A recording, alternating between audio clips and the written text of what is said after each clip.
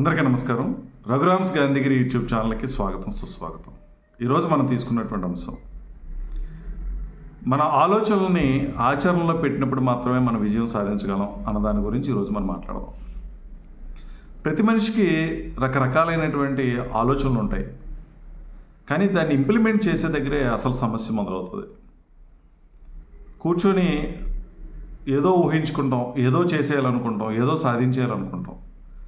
కానీ ఆచరణ దగ్గరికి వచ్చేసరికి అది ఆచరించాలి అని అంటే కొన్ని కష్టాలను మనం అనుభవించాల్సిన పరిస్థితి వస్తుంది, కొన్ని అడ్డంకులను ఎదుర్కోవాల్సిన పరిస్థితి వస్తుంది.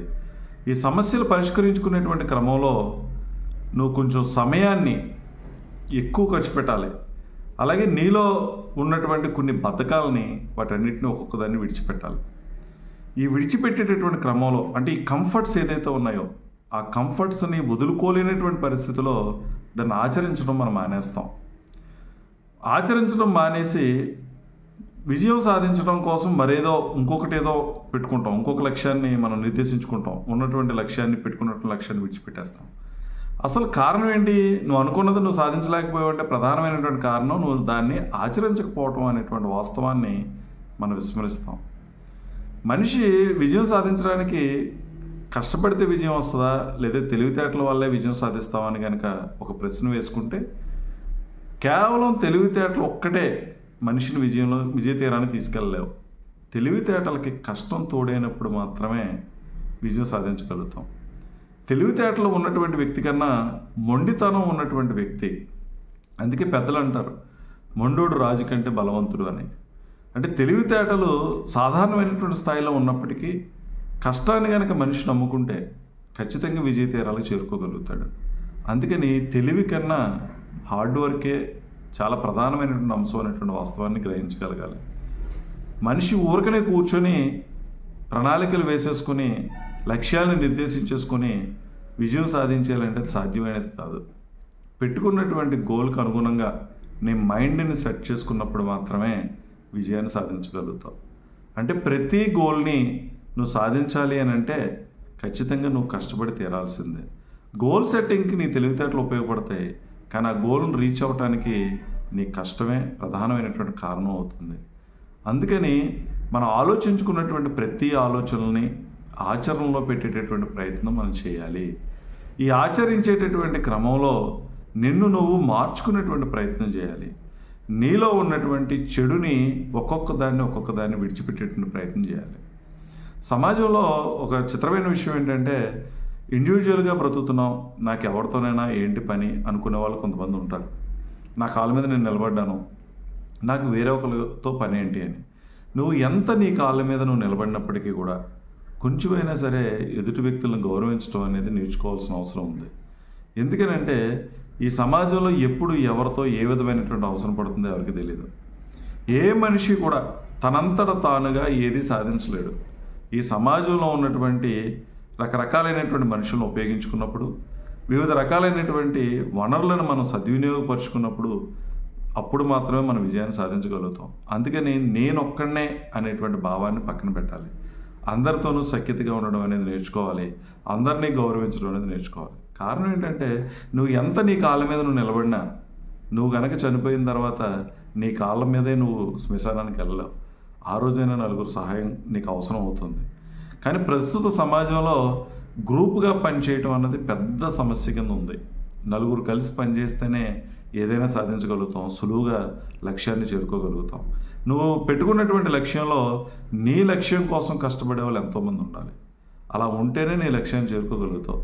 నువ్వు పెట్టుకున్నటువంటి లక్ష్యంలో నువ్వు కొంతమంది నియమించుకుంటావు.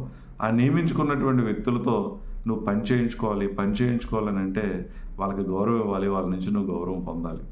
వాళ్ళ నమ్మకంగా నువ్వు వాళ్ళతో ఉండాలి, వాళ్ళ నమ్మకాన్ని నువ్వు పొందగలగాలి. అప్పుడు మాత్రమే నువ్వు ఏదైనా సాధించగలుగుతావు.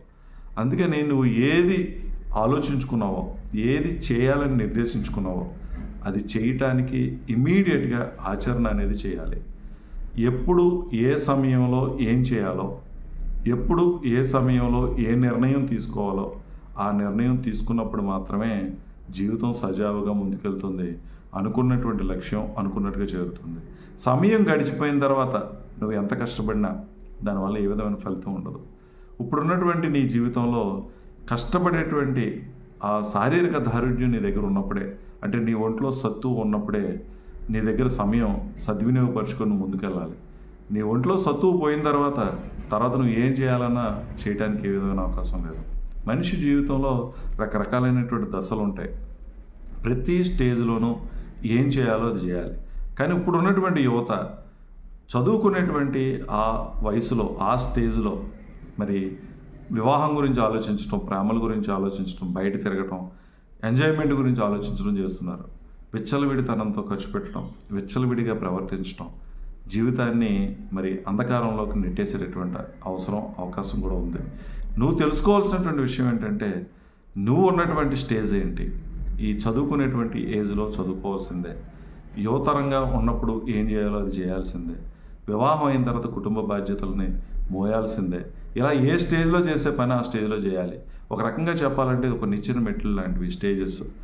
నిచ్చెన ఎక్కేటప్పుడు ప్రతి మెట్టుని నువ్వు ఎక్కాలి. ప్రతి మెట్టుని ఆ మెట్టులో నువ్వు చేయాల్సినటువంటి పని నువ్వు చేయాలి. మెట్టులు దాటి పైకి ఎక్కేద్దామని ఆలోచన కనుకుంటే కిందకి జారిపడిపోవడం అనేది ఖచ్చితంగా జరుగుతుంది. అప్పుడు జీవితం అధపాతాళానికి వెళ్ళిపోయేటటువంటి పరిస్థితి ఉంటుంది.